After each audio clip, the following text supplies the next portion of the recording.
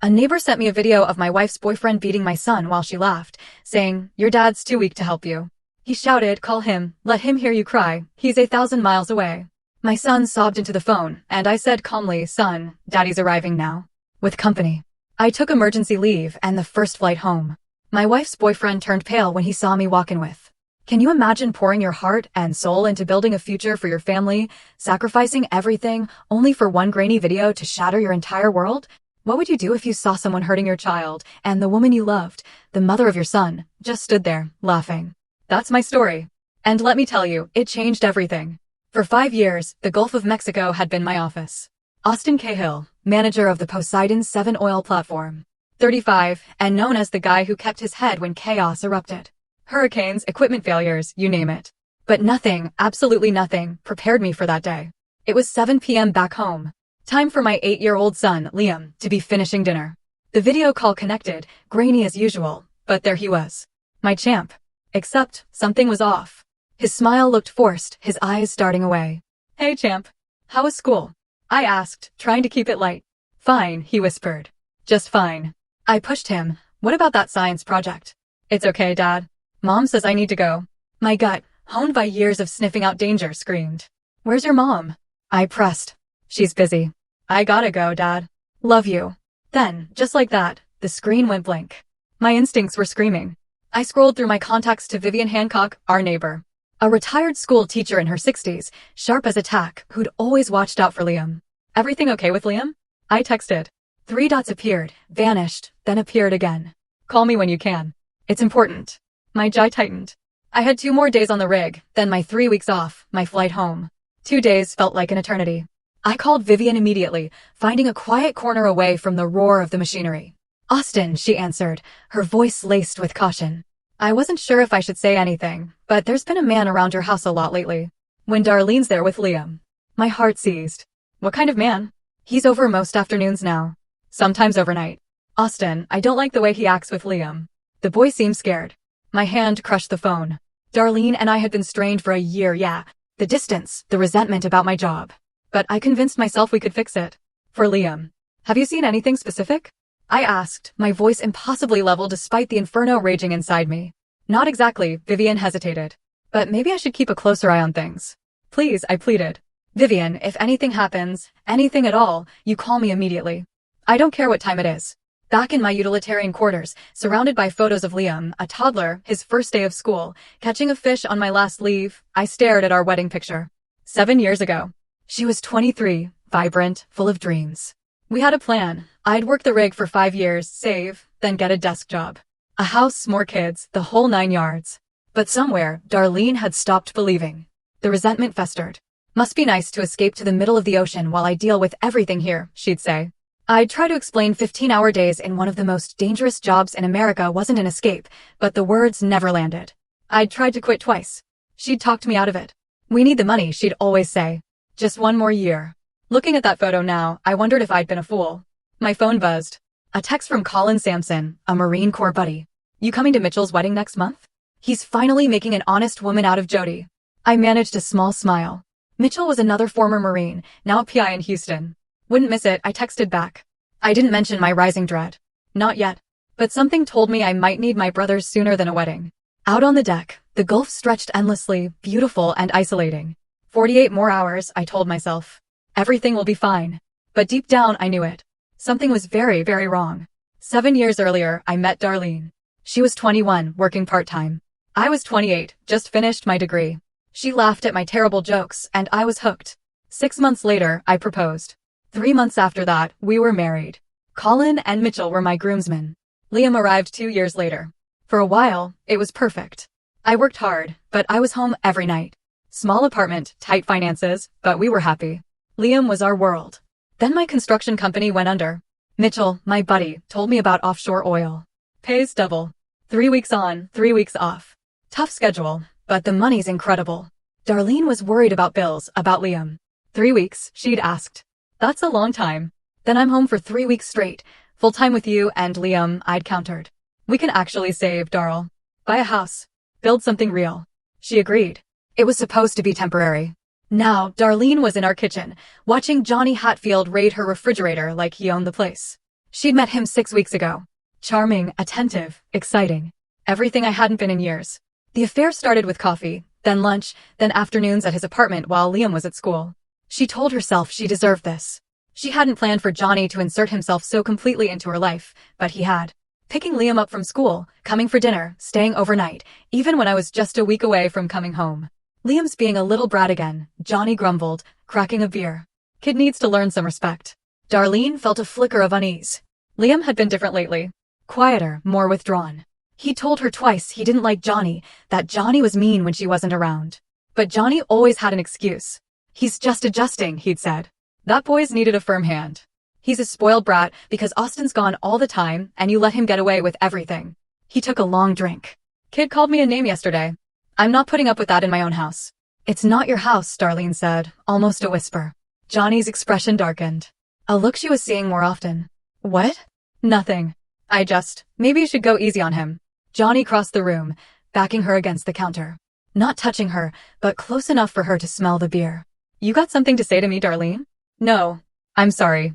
He smiled then, the darkness vanishing. That's my girl. Now, what's for dinner? Upstairs, Liam sat on his bed, homework untouched. He heard their voices. Mom, soft and pleading. Johnny's, loud and demanding.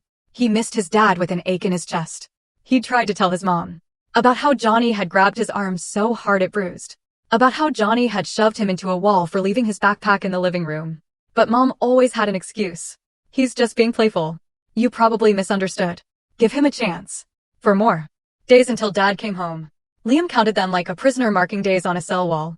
2 days later, it happened. I was in a safety briefing when my phone vibrated. Unknown number. I almost ignored it. Personal calls were discouraged, but something made me open it. It was a video file. From Vivian Hancock. My blood ran cold as I watched.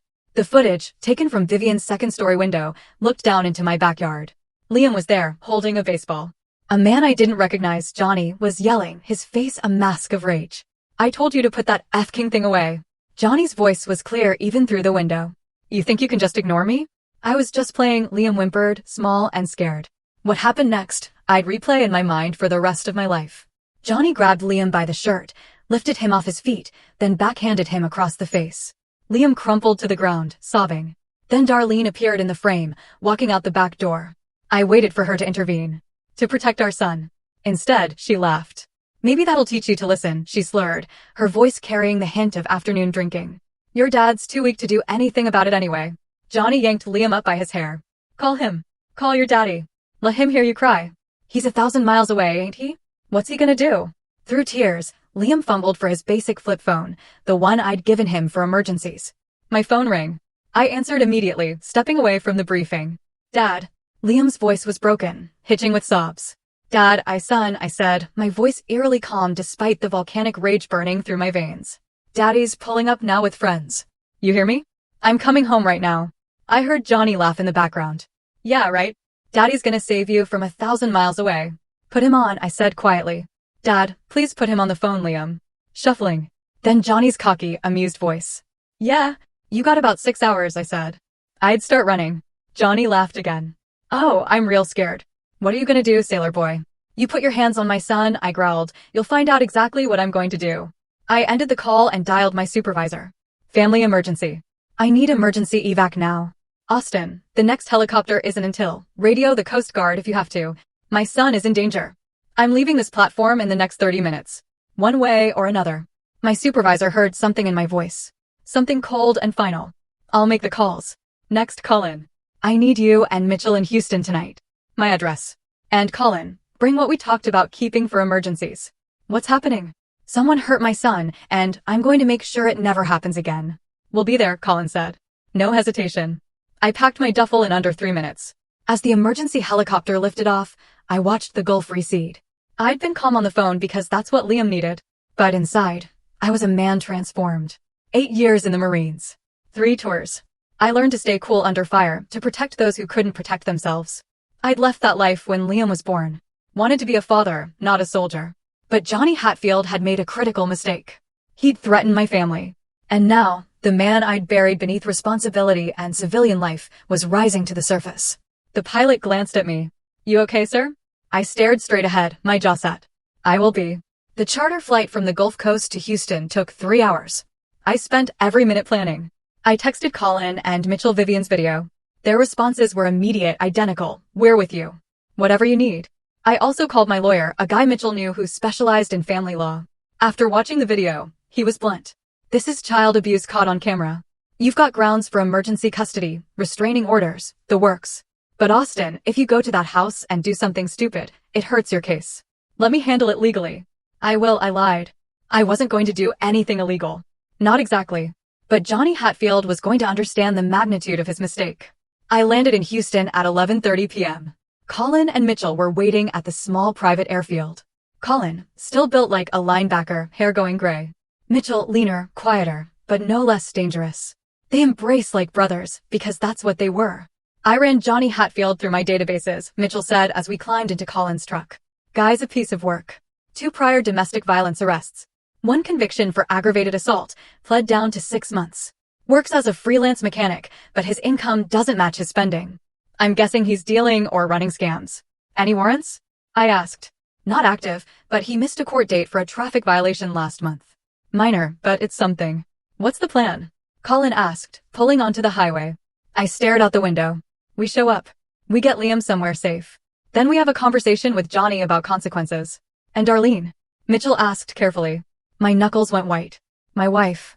The woman I loved for 7 years. The mother of my child. She'd stood there laughing while our son got hit. That betrayal cut deeper than anything Johnny had done. Darlene made her choice. Right now, I focus on Liam. The rest, we'll figure out. We pulled up to my house at 12:47 a.m. A modest 3-bedroom. Nothing fancy, but it had a yard and good schools. I'd been proud of this house. Now it felt tainted. The lights were off, save for a dim glow from the living room. Probably the TV. Johnny's black Dodge Charger sat in the driveway like it belonged there. Vivian's light is on, Colin noted, gesturing next door. I texted her. I'm here. Is Liam okay? He's in his room, cried himself to sleep. That man is still there with Darlene. Be careful, Austin. We go in quiet, I said. I still have a key. Johnny doesn't know we're here yet. The advantage of surprise is ours. We approached the front door like we'd done 100 times in hostile territory. Smooth, silent, coordinated. I unlocked the door with barely a click. The living room opened up before us. Johnny sprawled on my couch, beer in hand, watching some action movie. Darlene was curled against him, half asleep. I stepped into the light. Get away from my wife. Johnny's head snapped up. His face cycled through confusion, recognition, then fear. He tried to jump up, but the alcohol slowed him down. Who the hell, he started, then he saw Colin and Mitchell flanking me. Both men looking like they could rip him apart without breaking a sweat. You said 6 hours, I said quietly. I made it in 5. Where's my son? Darlene jerked awake. Austin, what are you? You're not supposed to be home until Thursday. I got an interesting video call this afternoon, I said, my voice deadly calm. Wanna guess what I saw? Darlene's face went pale. Johnny tried to muster some bravado. Look, man. This is between me and Darlene. You need to leave. Colin let out a humorless chuckle. You need to leave? That's funny. I called up the stairs. It's Dad. Come down here, champ. Feet thundered. Liam appeared, rubbing his eyes, confused. Then he saw me. He launched himself down the remaining steps. I caught him, holding my son tight. Liam was crying again, but differently now. Relief. Joy. Safety. You came, he sobbed. You really came. I'll always come, I whispered. Always. I pulled back. Let me see your face. The bruise on his cheek was livid, already turning purple. My jaw clenched so tight I heard my teeth grind. Pack a bag, I told him. You're staying at Grandma and Grandpa's tonight.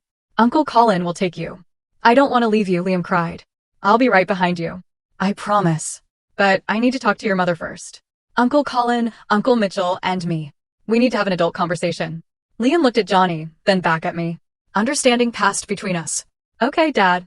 While Liam ran upstairs, I finally looked at Darlene. Really looked at her. She was wearing one of Johnny's shirts. Wine bottles on the coffee table. Cigarettes and an ashtray. She'd never smoked before. How long? I asked. Austin, let me explain, how long? 2 months, she whispered. 2 months. I'd been working myself to exhaustion on that platform, sending every paycheck home, thinking about my family every single day. And for 2 months, my wife had been playing house with a convicted abuser. And you let him hit our son. It wasn't.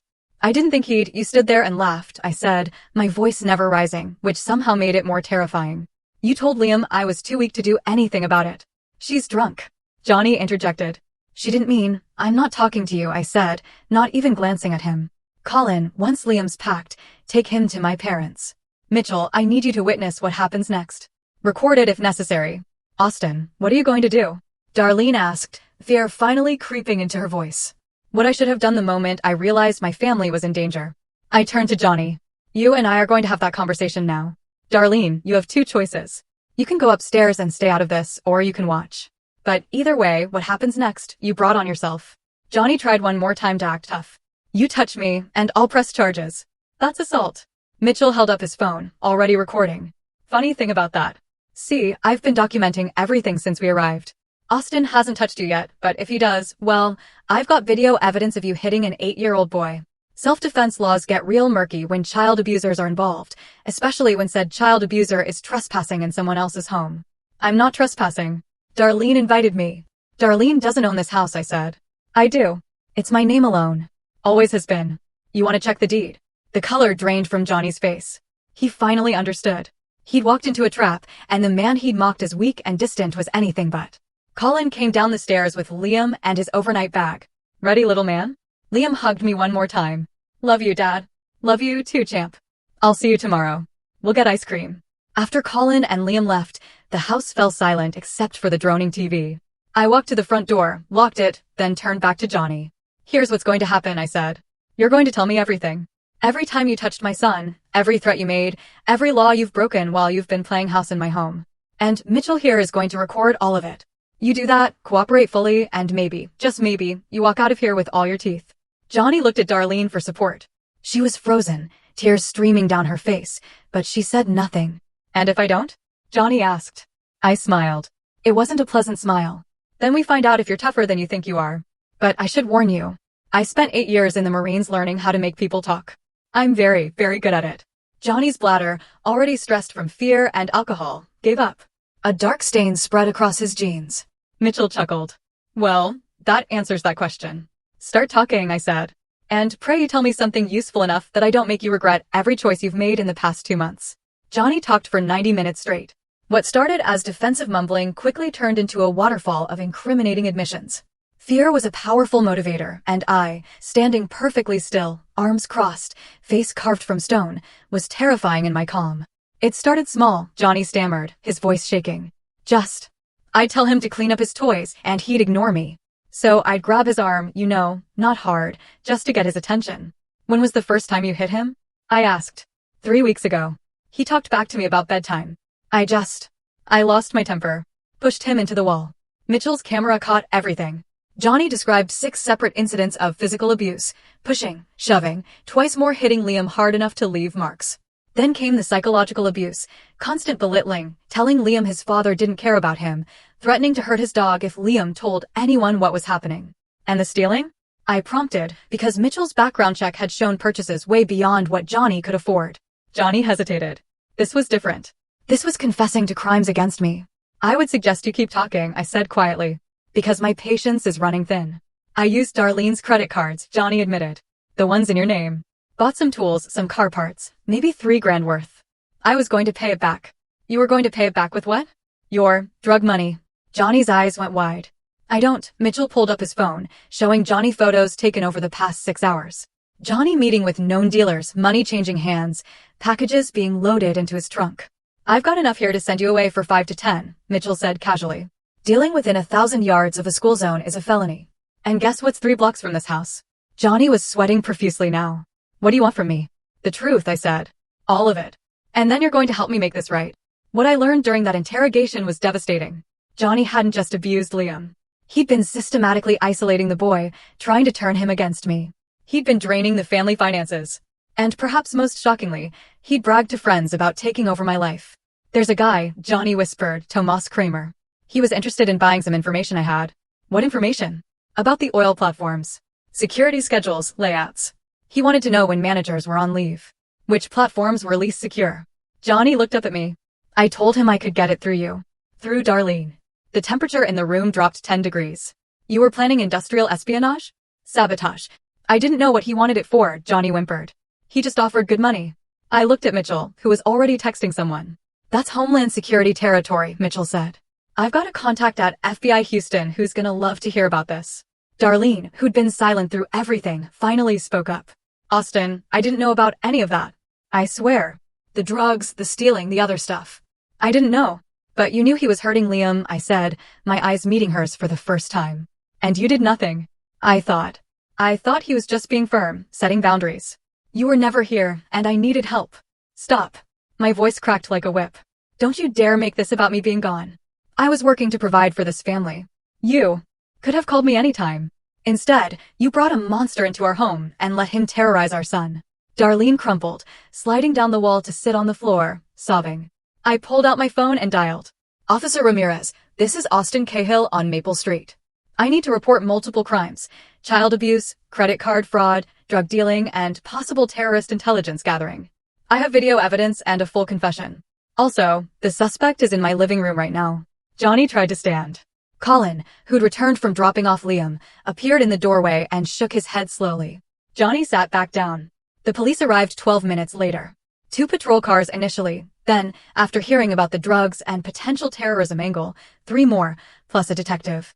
Detective Gregory Flowers, a 20-year veteran, was skeptical, but the evidence Mitchell and I presented was overwhelming. Mr. Cahill, Flowers said, after reviewing the videos, I'm going to need you and your friends to come down to the station tomorrow for formal statements, but I'll tell you right now, this is one of the clearest cases I've seen. Between the video evidence and his recorded confession, Mr. Hatfield is looking at multiple felonies. Johnny was handcuffed and led out. As he passed me, he tried one last bit of bravado. You're gonna regret this. I leaned in close. No, you're going to regret ever looking at my family. And here's the thing, Johnny. I'm just getting started. That confession? That's just the beginning. I'm going to make sure everyone you know sees what kind of coward hits 8-year-olds. I'm going to make sure your name is synonymous with weakness and shame. You want to take over my life? Congratulations. Now, I'm going to dismantle yours. Johnny's last shred of composure broke. He was crying as the officers put him in the patrol car. After the police left, I turned to Darlene. She was still on the floor, mascara streaking her face, broken and small. I've already contacted a lawyer, I said. First thing tomorrow, I'm filing for emergency custody and divorce. You'll get supervised visitation if, and only if, you complete substance abuse counseling and parenting classes. You'll also be investigated for child endangerment. Austin, please. 7 years, I said. 7 years I loved you. I worked myself to the bone for you, for Liam, for this family. And you destroyed it. For what? For him. I was lonely, she sobbed. I was so lonely. So was I retorted, the difference being I stayed faithful. I stayed committed. I kept my vows. I headed for the door. I'll be at my parents' house. Don't contact me directly. All communication goes through lawyers now. What about my stuff? Mitchell will supervise you packing tomorrow. You have until Friday to remove your belongings. After that, the locks change. As I walked out into the pre-dawn darkness, Colin and Mitchell flanking me, I felt something I hadn't expected. Not triumph, but emptiness. I'd won the first battle, but the war was far from over. And Liam, my brave, scared little boy, would carry these scars for a long time. You did good in there, Colin said. Kept your head, got everything documented. Johnny's going away, Mitchell added. Between the abuse, the drugs, and that terrorism angle, he's looking at federal charges. Could be 20 years minimum. I stared out the window. It's not enough. Liam's going to have nightmares. Trust issues. He's going to wonder why his mother didn't protect him. So, we help him heal, Colin said simply. That's what fathers do. What brothers do. We help him heal. And we make damn sure nothing like this ever happens again. We pulled up to my parents' modest ranch house. My dad, Peter, a retired firefighter, stood on the porch despite the late hour. Liam's asleep in your old room, he said, his weathered face cracking into a relieved smile. Cried for about an hour, then exhausted himself. Your mother's with him. I hugged my father, something I hadn't done since I was a teenager. Thanks, Dad. That man who hurt my grandson, he in custody? He is. Good. Because I was about 5 minutes from going over there myself. My mom, Kathy, emerged from the bedroom around 4 a.m. He's sleeping peacefully now, she said, kissing my head. My brave boy. Both of you. I failed, Mom, I said quietly. I should have seen this coming. No, Kathy said firmly. You trusted your wife. That's not failure. That's love. She failed you both. But you're here now and you're fighting for him. That's what matters. As the sun rose, I made a list.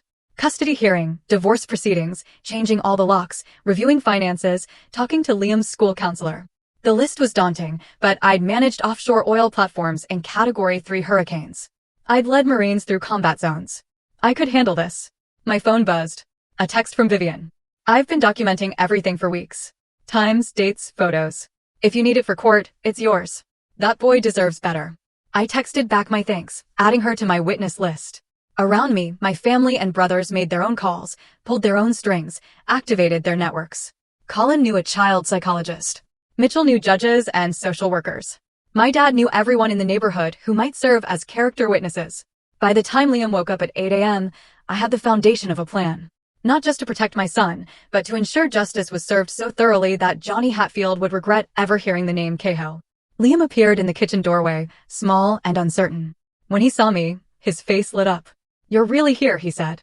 I thought maybe I dreamed it. I scooped him up, holding him close. "I'm here. I'm not leaving again. Never like before. Promise." "Promise?" "I promise." "How about that ice cream I mentioned?" For the first time in what felt like forever, Liam smiled. A real, genuine smile. As we headed out for breakfast, my phone rang. Detective Flowers. "Mr. Cahill." We ran Johnny Hatfield's name through the system more thoroughly. Turns out there's a lot more to him than we initially thought. "You have time to come down to the station today? There's something you need to see." "I'll be there this afternoon." "Good. Because what we found, this is bigger than child abuse. A lot bigger." I hung up, my expression grim. Whatever Detective Flowers had discovered, it was going to change everything. But right now, my son needed breakfast and reassurance. The rest could wait. Later that day, Austin sat in Detective Flowers' office. Liam was safe with my parents, and Mitchell was with me, both friend and professional investigator. The detective slid a thick folder across the desk. When we arrested Johnny Hatfield, we searched his apartment and vehicle. Flowers began. What we found connects him to 3 other ongoing investigations, all of them serious. I opened the folder. Surveillance photos, financial records, incident reports. Johnny wasn't just an abusive boyfriend and small-time dealer. He was a node in a larger criminal network. He's been running a sophisticated identity theft ring, Flowers continued. Uses his mechanic work as cover. Gets access to people's cars, clones their garage door openers and key fobs, sometimes their registration documents. Then his associates burglarize the homes when the families are out. They've hit 15 houses in the past 4 months. "Jesus," Mitchell muttered, scanning the documents. "It gets worse. That guy he mentioned, Tomas Kramer, he's a person of interest in industrial espionage. Kramer works for a firm that's been trying to undercut American oil companies by stealing proprietary information. Johnny was trying to use his relationship with your wife to access your credentials, your work schedules, security protocols." My jaw clenched. He was using my family as an access point. Exactly. And when we picked up Kramer this morning for questioning, he mentioned something else. Johnny had been planning to escalate. There was talk of staging an accident for you. Something on the oil platform that would look natural, but clear you out of the picture permanently. The room went silent. Mitchell's face darkened. He was planning to kill Austin. We're still gathering evidence, but the communications we intercepted suggest, yes. Get rid of the husband. Console the widow. Take over completely. Johnny had massive gambling debts. Over $60,000 owed to some very bad people. Your life insurance policy would have solved that problem.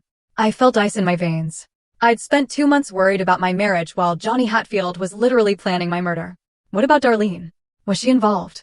Flowers shook his head. From what we can tell, no. She was a victim, too, in her way. Johnny targeted her specifically because she was vulnerable, isolated, resentful, lonely. Classic predator behavior. But she wasn't part of the criminal enterprise. That doesn't excuse what she did to Liam, I said flatly. No, it doesn't. Child Protective Services is opening an investigation. She'll face consequences. Flowers pulled out another document.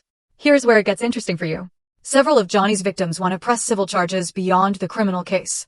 They're organizing a class action lawsuit. Your lawyer suggested you might want to join. Between the credit card fraud, the theft of your credentials, and the emotional damages to Liam, you've got grounds. Mitchell leaned forward. What's the criminal case looking like? Multiple felonies across state and federal jurisdiction, child abuse, drug trafficking, identity theft, credit card fraud, conspiracy to commit murder, and now industrial espionage. The DA is pushing for the maximum. We're talking 30 years minimum, possibly life without parole if the murder conspiracy sticks. I absorbed this. 30 years. Johnny would be in his late 50s before he saw freedom again. It should have felt like victory, but mostly I just felt tired. There's one more thing, Flowers said. We found burner phones with communications between Johnny and several other men. They're planning something, possibly targeting other families similar to yours. Oil workers, military families on deployment, long-haul truckers, anyone with a primary breadwinner gone for extended periods. They see them as easy marks. You need to stop them, I said immediately. We are, but it would help if you could identify any other families in your neighborhood or workplace who might fit the profile. Warn them. Help us catch these guys before they hurt anyone else. I thought about my platform crew. How many had spouses back home? Kids? How many were vulnerable to someone like Johnny? I'll make a list, I promised. And I'll reach out to my company's security office. If this is industrial espionage, they need to know. After leaving the police station, Mitchell and I grabbed lunch. I pushed my food around, not really eating. You thinking about Darlene? Mitchell asked. Thinking about how I missed it all, I admitted. The signs must have been there. Liam tried to tell me. Vivian tried to warn me. But I was so focused on work, on making money, on building our future, that I didn't see our present falling apart. That's not on you, brother. Darlene made her choices. Johnny's a predator. That's what they do. They're good at hiding. But my son paid the price for my absence. I met Mitchell's eyes. That ends now. I'm done with offshore work. I don't care if I have to take a pay cut. I'm not leaving Liam again. Good call. And Austin, you're handling this the right way. Smart, controlled, legal. Some guys in your position would have killed Johnny last night. You got evidence instead. That's going to matter when the custody hearing happens. My phone rang. It was my lawyer, Patricia Flynn, a sharp woman with a reputation for destroying bad parents in court.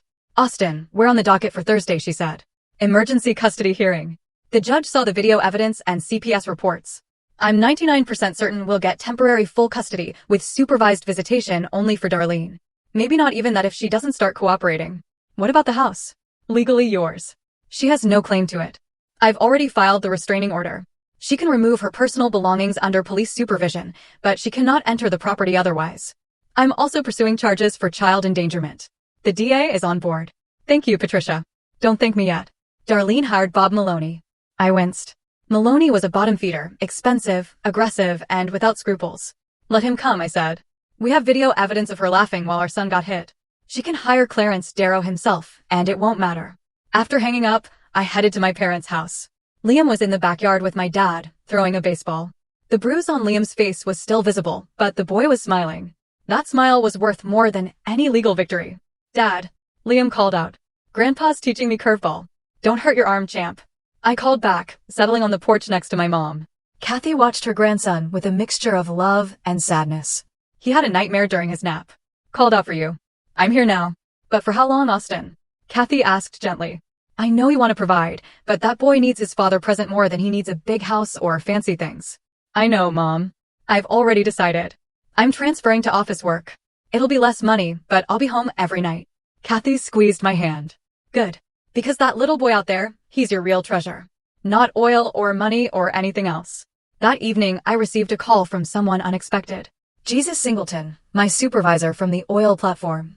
Austin, I heard what happened. HR filled me in. First, I'm sorry. Second, your job is safe. Take all the time you need. Third, we're making changes. This industrial espionage thing has the whole company in an uproar. Security is being overhauled, and we're implementing new policies for family support. I appreciate that, Jesus, but I've made a decision. I'm coming off offshore rotation. I need to be home with my son. I figured you'd say that. I already talked to the Houston office. They need a safety compliance manager. Desk job, Monday through Friday. Good benefits. 20% pay cut from what you make now, but you're home every night. Interested? I felt a weight lift. Very interested. Good. You can start in 2 weeks. Use the time to get your family situation sorted. And Austin, you're one of the best managers I've ever worked with. Any company would be lucky to have you. After dinner, my dad grilled burgers.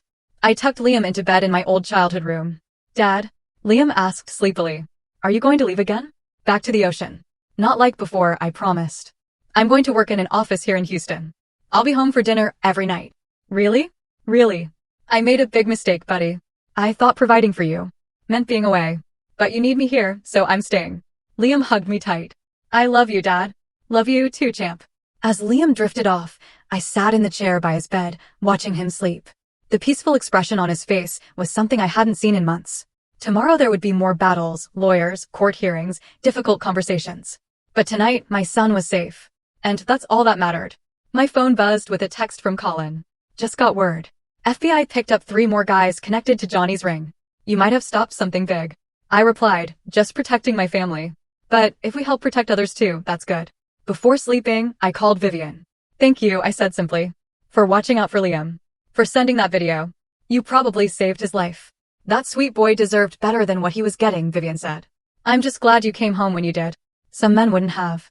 Any man who wouldn't protect his child isn't much of a man. Well, if you need anything, meals, babysitting, someone to testify in court, you call me. I mean it. I smiled. Actually, there's one thing. When this is all over, Liam and I would like to take you to dinner to thank you properly. I like that very much. As I finally laid down on my parents' couch, I thought about the past 72 hours.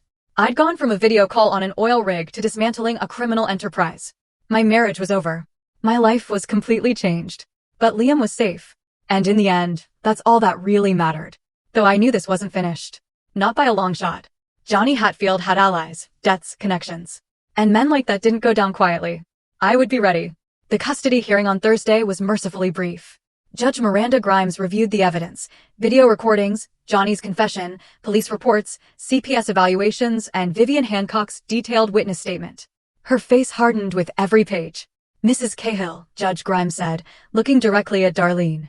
I've been on the bench for 15 years. I've seen a lot of bad parenting. But watching a mother laugh while her child is assaulted. She shook her head. I'm granting Mr. Cahill temporary full custody. Your visitation is supervised only. Pending completion of substance abuse treatment, parenting classes, and psychological evaluation. Do you understand, Darlene? Darlene, haggard and broken, nodded. Her lawyer, Bob Maloney, tried to object, but Judge Grimes shut him down. Mr. Maloney, your client permitted a convicted domestic abuser to assault her child. She's lucky she's not in jail herself. Save your arguments for someone who might care. I felt Liam's hand slip into mine. My son had been allowed to attend, old enough to express his preference, young enough that the judge had been gentle with questions. When asked if he felt safe with his father, Liam had answered clearly, Dad's the only one who makes me feel safe. Outside the courthouse, Patricia Flynn was triumphant. That one went exactly as expected. Now, the divorce will take longer, but the custody battle is essentially over. She'll have to prove significant rehabilitation to get even partial custody back. What about charges against her? CPS and the DA are in discussions. Likely she'll face child endangerment charges, probably plea down to probation and mandatory counseling. She's going to have a record, but probably won't do jail time. I wasn't sure how I felt about that. Part of me wanted Darlene to face serious consequences. But another part, the part that remembered loving her once, just felt sad. She destroyed our family for what? Loneliness? Per judgment? It seemed like such a waste. Colin met us at my parents' house with news. Johnny's arraignment was this morning. No bail. Judge considered him a flight risk and danger to the community. DA is bringing the full weight down on him. How long until trial? Mitchell says probably 6 months for the state charges. Federal charges might take longer, but with all the evidence, his public defender is pushing for a plea deal. No deal, I said flatly. He goes to trial. I want everything he did on public record. The DA figured you'd say that. Over the next 2 weeks, I settled into a new routine. I started my new office job, the safety compliance role Jesus had arranged. The pay cut stung, but being home for dinner with Liam every night was priceless. We established rituals, homework together, cooking dinner as a team, reading before bed. Liam started therapy with Dr. Kendra Porter, the child psychologist Colin had recommended. The sessions were helping. Slowly, Liam was processing the trauma, learning that what happened wasn't his fault. I went to therapy too. Dr. Porter recommended it, and I quickly realized I needed it. The guilt of not seeing the signs sooner. The anger at Darlene. The residual rage at Johnny. It all needed somewhere to go besides bottled up inside. Mitchell continued investigating. And what he found was disturbing. Johnny's criminal network had targeted 17 families across Houston and surrounding counties. 3 other children had been abused. 2 homes had been burglarized. 1 family had nearly lost their life savings to identity theft. We're building a victims coalition, Mitchell explained over coffee. Everyone Johnny and his associates hurt. Class action lawsuit, coordinated victim impact statements. The works. The DA loves it. Makes the case bulletproof. I met some of the other victims at a support group Mitchell organized. Allison Williams, whose military husband was deployed when Johnny's partner befriended her and cleaned out their savings. Jose Ruiz, whose garage had been burglarized after Johnny repaired his car. Tammy Lowe, whose teenage daughter had been groomed by one of Johnny's associates. Hearing their stories, I realized how close I'd come to losing everything. If Vivian hadn't sent that video, if I hadn't come home when I did, how much worse could it have gotten? The FBI wants to talk to you, Mitchell said one evening, about the industrial espionage angle. Apparently, Tomas Kramer was part of a larger foreign intelligence operation. Your credentials, your knowledge of the oil platforms, that was valuable to some very dangerous people. Set it up, I said. Whatever helps put these guys away. The FBI interview lasted 3 hours. I detailed everything I knew about platform security, what information Johnny might have accessed through Darlene, what vulnerabilities existed. The agents, serious men and women who didn't smile much, assured me that security protocols were being updated across the industry. Mr. Cahill, one agent said, if you hadn't come home when you did, if you hadn't documented everything so thoroughly, we might never have uncovered this network. You did good work. I just protected my family. Sometimes that's enough to change everything. 6 weeks after the initial arrest, Johnny Hatfield's legal team approached the DA with a plea deal. Guilty plea on all state charges in exchange for concurrent sentencing and testimony against Tomas Kramer and the larger network. The DA called me. It's your call. With your testimony, we'd win at trial anyway, but the plea deal guarantees 25 years. With his record, he won't get parole, and his testimony could take down bigger fish. I thought about it. A trial would mean Liam testifying, reliving everything. It would mean months of delays, continued stress, constant reminders of the worst period of our lives. What does Liam's therapist say? Dr. Porter thinks avoiding trial would be better for Liam's recovery, less re-traumatization. Then take the deal. But I want to give a victim impact statement, and I want to be there when he's sentenced. Done. The sentencing hearing was scheduled for a Monday morning in November. I took the day off work. My parents watched Liam. No need for the boy to be there. But Colin and Mitchell accompanied me, along with several other victims. Johnny Hatfield looked different. Prison had stripped away his swagger. He was thinner, paler, his eyes downcast. When he entered the courtroom in shackles, he didn't even look up at the gallery. One by one, victims gave their statements. Allison Williams described how her marriage nearly fell apart. Jose Ruiz talked about no longer trusting anyone. Tammy Lowe described her daughter's nightmares and trust issues. Then it was my turn. I stood, walking to the podium. I'd prepared notes, but didn't need them. Your Honor, my name is Austin Cahill. Johnny Hatfield assaulted my 8-year-old son. He manipulated my wife. He tried to steal my identity, my career, possibly my life. But more than that, he stole my son's sense of safety. Liam now has nightmares. He has anxiety. He struggles to trust anyone outside our immediate family. I'm a father. My job is to protect my child, and I failed because I trusted that my home was safe, that the woman I married would put our son first, that no one could hurt us there. Johnny Hatfield proved me wrong in the worst possible way. But here's what he didn't count on. Families are stronger than predators. Love is stronger than manipulation. And justice, when it finally comes, is patient and thorough. I don't want revenge. I want my son to heal. I want other families to be safe. And I want Johnny Hatfield to spend a very long time thinking about the lives he destroyed, the children he hurt, and the fact that all of it, was for nothing. He gained nothing, lost everything. And that's exactly what he deserves. I returned to my seat. Judge Grimes reviewed the plea agreement, the evidence, and the sentencing guidelines. Mr. Hatfield, she said, I've rarely seen such a complete pattern of predatory behavior. You targeted vulnerable families. You abused children. You stole. You dealt drugs. You conspired with foreign agents. The plea agreement before me calls for 25 years. I'm accepting it with the following conditions. No parole eligibility for 20 years.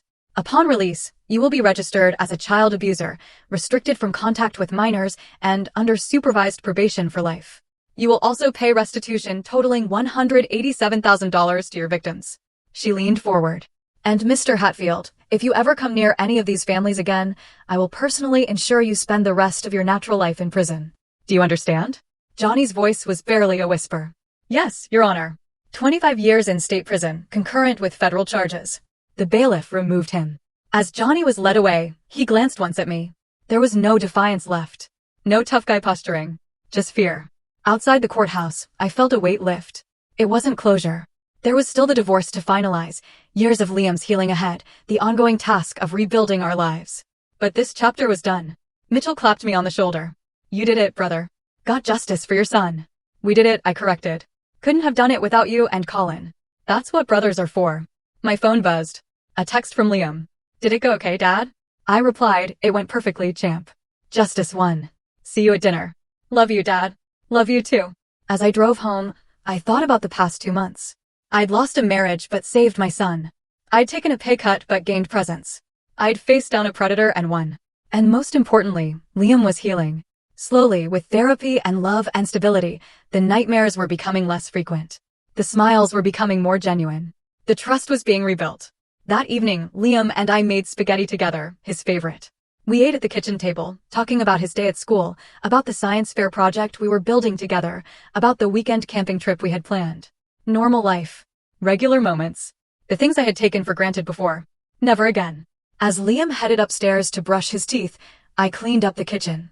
Through the window, I could see Vivian Hancock in her yard, tending her garden. I made a mental note to invite her over for dinner soon. She'd been instrumental in saving Liam. Family by choice, if not by blood. Dad, Liam called from upstairs. Can we read 2 chapters tonight? Sure, champ. I headed upstairs, my heart full. The battle was won. The predator was caged. And most importantly, my son was safe, healing, and loved.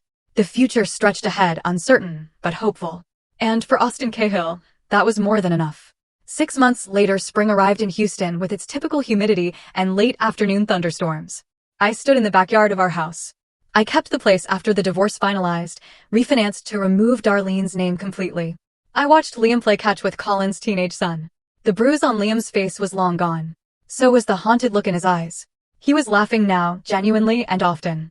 Therapy was still ongoing, but Dr. Porter said Liam was making remarkable progress. Darlene had completed her court-ordered programs. She had supervised visitation twice a month, which Liam tolerated, but didn't particularly enjoy. The bond between mother and son was fractured, perhaps permanently, but I didn't badmouth her to Liam. I let my son form his own opinions. Darlene had moved to San Antonio, gotten a job at a grocery store, and was apparently dating someone new. Someone Mitchell, ever vigilant, had vetted thoroughly and found to be clean. I wished her well from a distance. Johnny Hatfield's trial for federal charges had resulted in additional years tacked onto his sentence. He wouldn't see freedom until he was in his 50s, assuming he survived prison. I didn't think about him much anymore. Johnny was irrelevant now. A problem solved, a threat neutralized. The class action lawsuit had settled. I received enough to cover Liam's college fund, and then some. Other victims got their restitution. It wasn't enough to undo the damage, but it helped. My new job was going well. I'd been promoted to regional safety director, a role that sometimes required travel, but always brought me home within 24 hours. Liam came first, always. Dad, look. Liam shouted, making a diving catch. Did you see that? I saw it. You're getting good, champ. Vivian Hancock emerged from her house with a plate of her famous cookies. She'd become like a grandmother to Liam, always there with treats and wisdom and a listening ear. How's my favorite boy? She asked Liam. Great. Dad says we can go camping next weekend. Well, you'll have to tell me all about it when you get back. As the sun set, painting the sky in shades of orange and pink, I felt something I hadn't felt in a long time. Peace. Not perfect. There were still challenges, still difficult days when Liam had nightmares or questions about why his mom had failed him. But we were healing together, building a new life on the ruins of the old one. Mitchell stopped by with groceries for a cookout. Colin arrived with his family. Even Jesus, my boss, dropped in with his wife. The backyard filled with laughter and conversation, with the smell of grilling meat and the sound of children playing. This was family. Not just blood, but bonds forged through shared struggle and unwavering support. As I flipped burgers, Liam came up and hugged me from behind. You okay, champ? I asked. Yeah, just wanted to say thanks. For what? For coming home. For keeping your promise. For everything. I turned, kneeling to look Liam in the eye. Buddy, you never have to thank me for that. You, my son? Protecting you, loving you, being here for you. That's not something you thank me for. That's just what fathers do. Liam nodded, smiling. Then he ran off to join the other kids. I watched him go. This resilient little boy who'd survived so much. Liam would be okay. We would be okay. The worst was behind us. And if any threat ever came for my family again, Austin Cahill would be ready. Always vigilant, always protecting, always there. Because that's what real fathers do. Honestly, looking back, I still get chills thinking about how close I came to losing everything. What would you have done if you were in my shoes? Have you ever had a moment where your whole perspective shifted in an instant? Tell me what you think in the comments below. I really want to know.